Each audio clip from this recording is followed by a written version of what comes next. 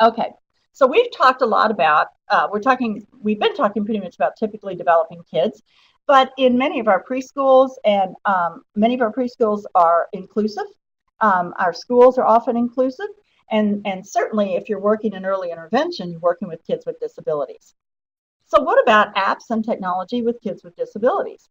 Well, there's endless numbers of apps. You're going to have to be aware. You're going to have to really explore them. But there's some pretty decent apps for communication, language, literacy, and academics that can be used for kids with and without disabilities. So how do you find them? Where are they? Here's just a few considerations. And if you use technology at all, you already know this. Obviously, the iPad is larger. It has a bigger screen, a bigger access for kids with physical disabilities. iPod is smaller, but it's portable. Okay, we recommend for lots of our kids that we work with who have autism and they're using some augmentative kind of communication, their motor skills are okay. Okay, they're not sitting in one place all the time. So instead of the iPad, which is so big and you're carrying around, you're going to drop the thing. We can put an iPod or an iPhone in our pocket with the same app, and now they're moving around. They're in all different places. Androids, there are lots of good apps. People only talk about the eye technology. Lots of good stuff for Androids. You just are going to check what fits. What are the rules? And these are rules that we use with our kids who have disabilities. The device is not a toy. If you're going to use it for communication, the device is not a toy. We use it with respect. It's okay for your friends to use it too. We want your friends to use it too. Then everyone is understanding communication. If it's for academics, we probably want to limit the time with it so that he gets a variety of different ways to interact with his friends. Okay, so just like Aisha talks about, there'll be tech time and talk time.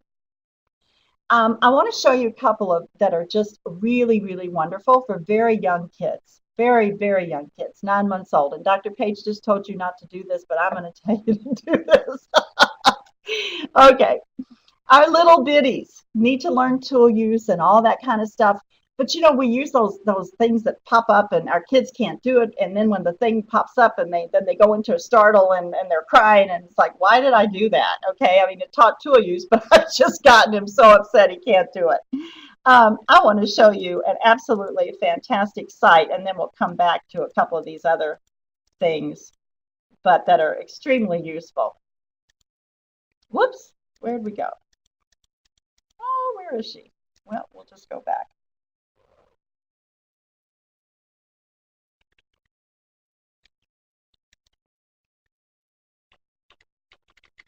Sorry, we'll do it here.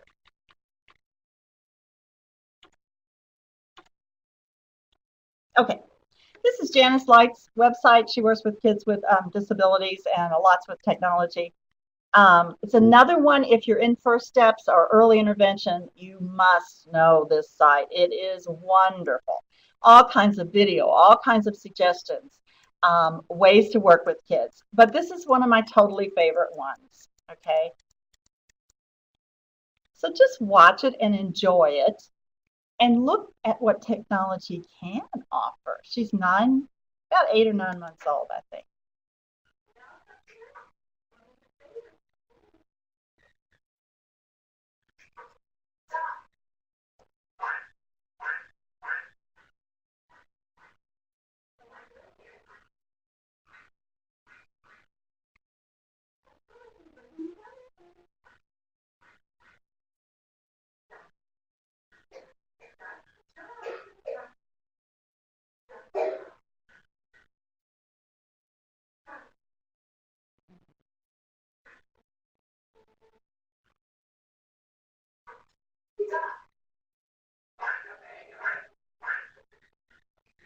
Look at that little hand.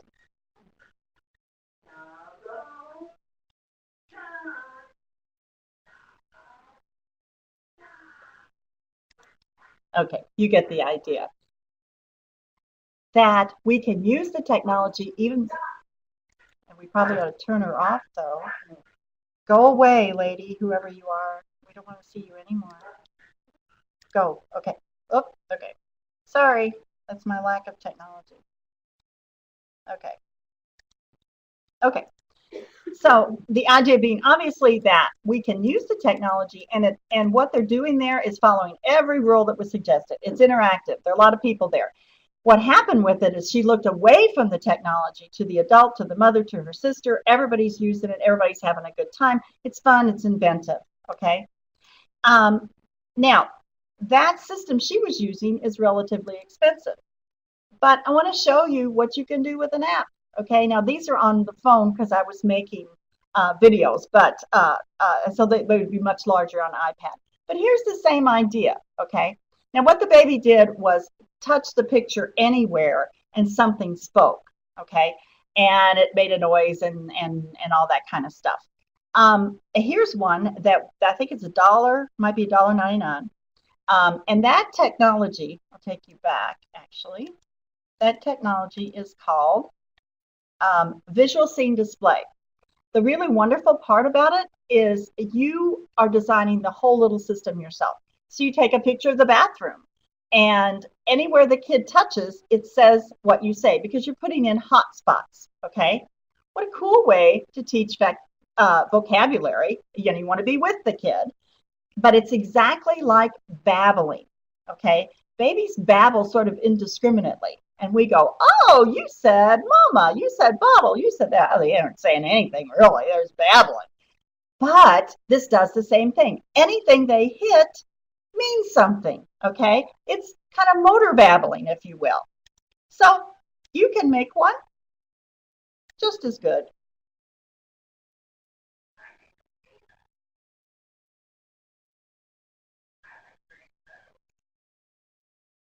Okay, so you could put anything on here. This is just a little one. You could do their bedroom and make it say light and make it say mama and make it say night night wherever he happens to hit.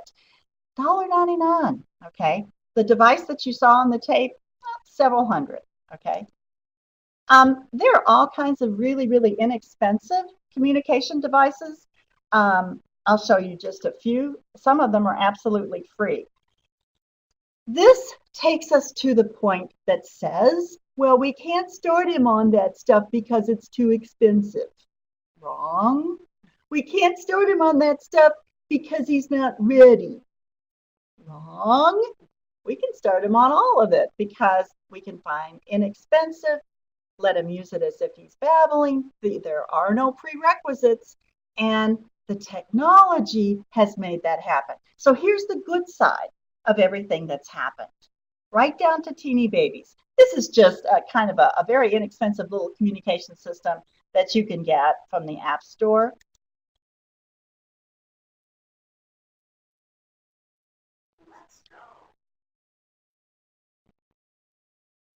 And there's loads of these online. There's ICOM, there's Alexicom. This one's pretty cool because it has boards for all different kinds of topics.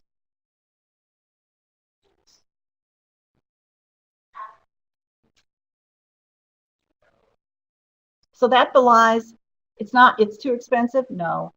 He's not ready for it? No. I don't have the equipment? No. I don't have the time to design it? No, because it's already there. It may not be perfect, but it's out there. Okay. So just that there are some positive things that we can look at. What about kids with and without disabilities that you want to stimulate their language, their communication? We want to get them moving, talking, all that kind of fun stuff. Okay, you know that you're going to analyze the apps from the different sites that you've looked at. You know that you're going to personalize it as much as you can, okay? And then taking those, you can model and use them. So what is out there? Now, they're very expensive things, which I'm actually going to skip because you wouldn't pick those unless you really were working with an SLP and all that kind of thing. But this is a lovely, lovely site here. It's called App Wheels. And I'm going to show you a piece and then go to the actual site also. What they have, and this doesn't have to be for kids with disabilities, they have some lovely sections on all the different kinds of things that language does, okay? So if we think about morphology, what's morphology?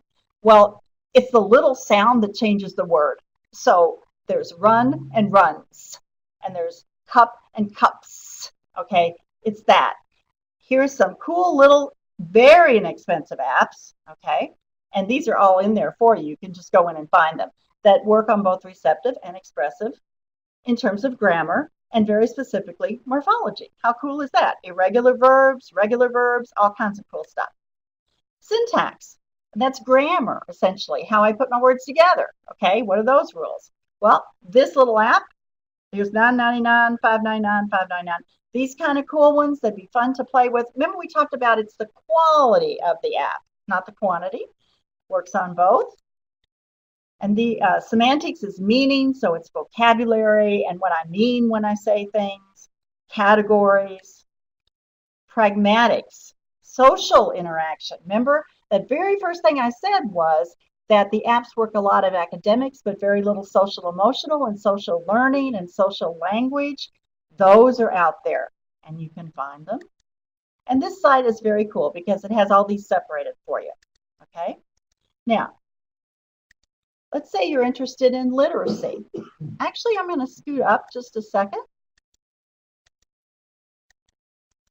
No, I think we'll go back to that one site. Do that right now. Okay, I'm going to take you to the app wheel. Okay. Now, this is where I found those preset listings of things that you can use, apps you can use with different parts of language. Okay. So that's where I found that one, and you can download it very easily right here. But the coolest thing on earth, oh my God, I am in love. This is called the app wheel, and it happens to be for kids with autism. Okay. Now, what they do, and you can follow it, they have colored the different skills. So maybe you want your child, you think your child needs a lot of work on social communication. Okay. So that's pink. So what we're going to do is on the app wheel, find the apps that emphasize the social communication. Okay. Here's another one. And it also, oh my goodness, now you can tell why I'm in love. This is middle school. Okay. For older kids, taxonomy of learning, all kinds of really cool stuff. And you don't have to dig out the app. They've already got it on here. Okay, and it's all color coded. So there's some really wonderful places out there that you can use. Okay, so we'll flick through these because we just looked at them. Okay, how about literacy? Well, you know, there's 18 zillion literacy apps. Lots are free. Okay, but I like to look at ones that are interactive. Remember, that's what Dr. Page said. So we're looking for ones that make stories, that tell stories, that allow the kid to produce his own stories, okay? Because what we're asking parents to do is do this kind of thing with your child, okay? If you work in special ed at all, you're familiar with social stories. And it does take time to put them together and all that kind of thing. There's this app that we recommend to people all the time where it's got the template for you. And you can make it the social story as long as short as you want. You just enter your pictures and a little bit of your dialogue.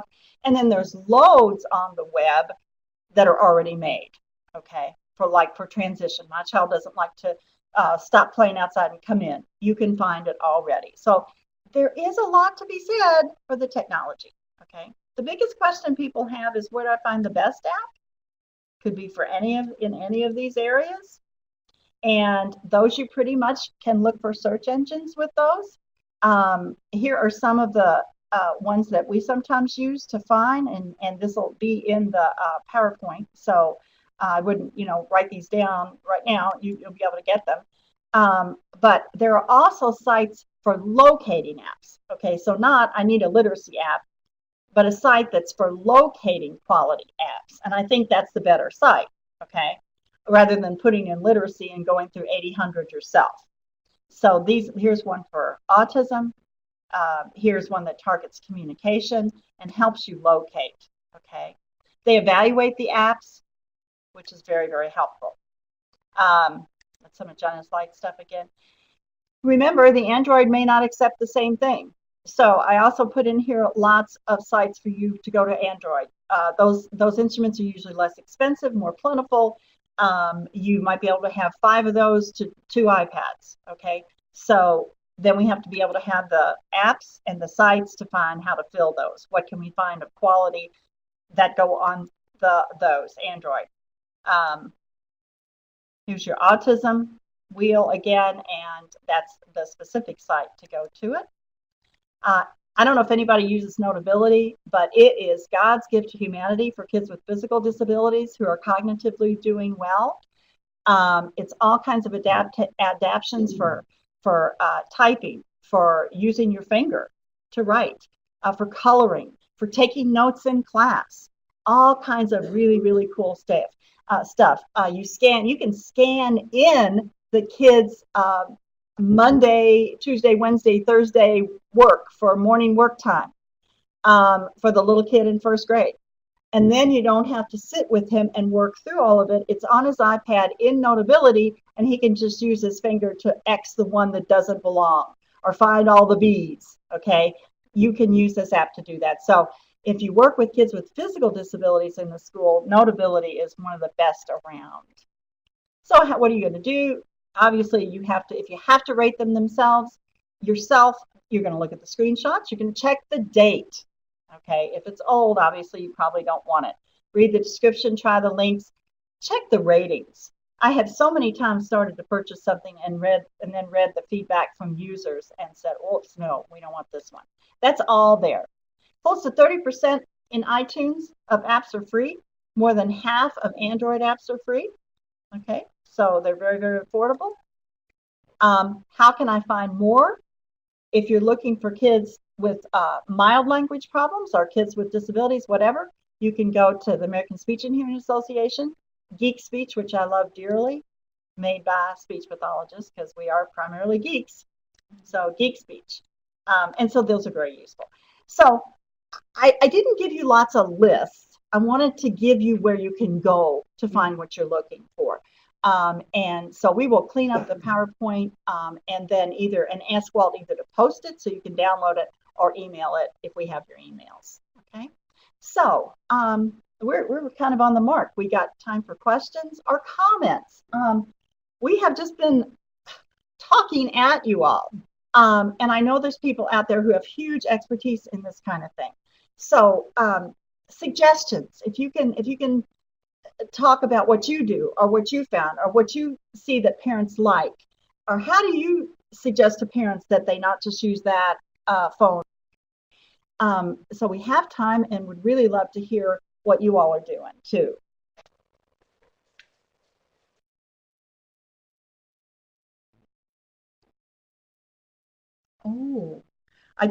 Oh, wow. I just saw one that said Notability is also really good for kids with low vision. Yeah, that's tremendous. And you know what? We didn't talk about vision. If there are some really good sites or suggestions from anybody about that we could add to the PowerPoint, you could maybe send us and we'll add for vision because that's huge.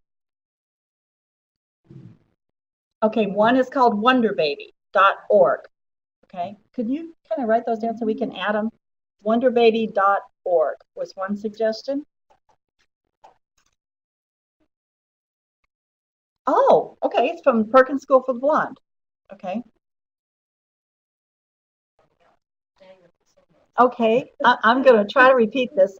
Dr. Melinda Alt is here, and she was saying that when she evaluates apps, she's looking to see if they have a structure in terms of, or using good structured systematic instruction.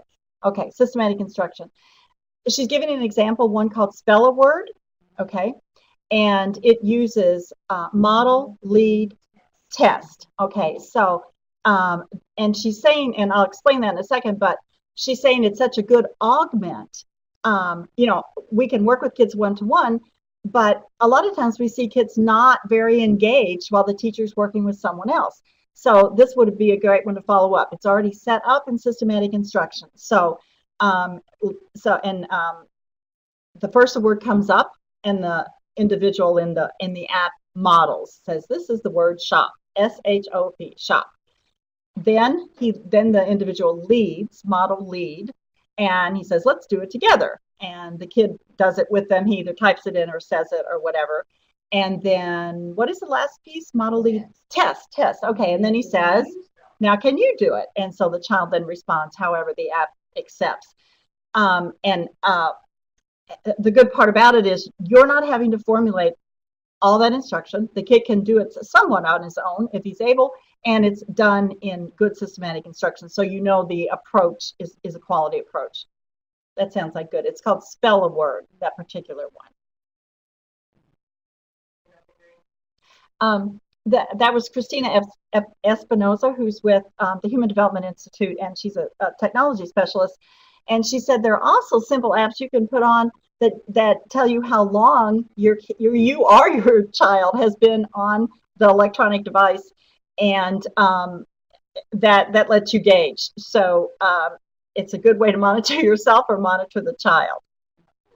Okay, and Dave, who's also with Human Development, was saying that you can also set the app so that it just shuts off at a certain point where there's too much usage. And in his words, if the child's being obstinate, I like that. It just goes away.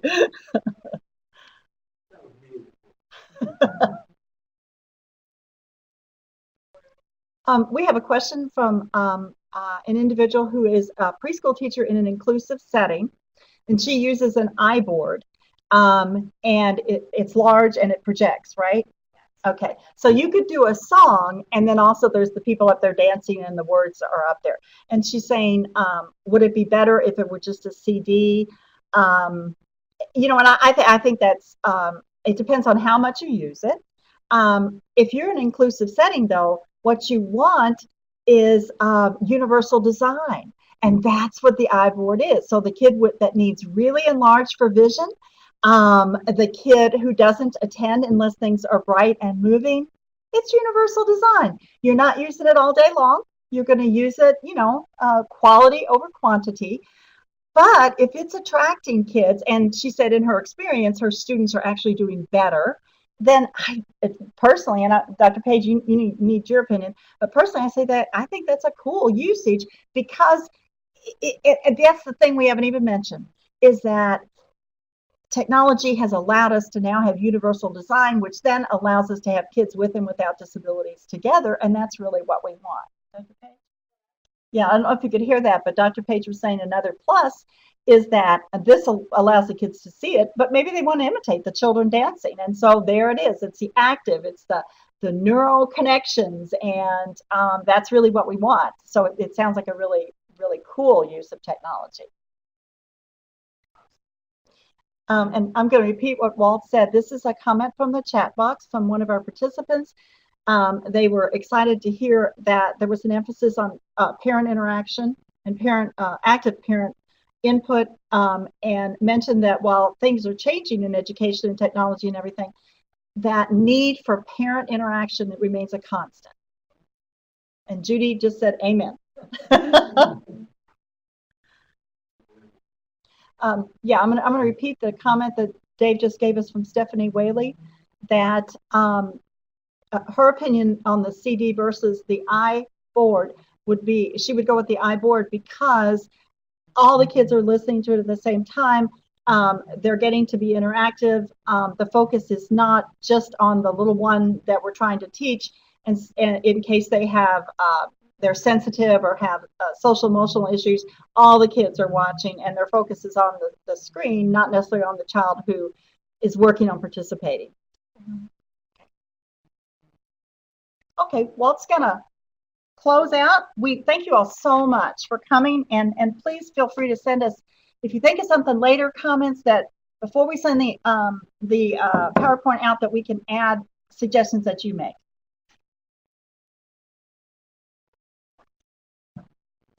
I'd like to thank Dr. Page and Dr. Kleinert for a wonderful presentation today. Thank you so much.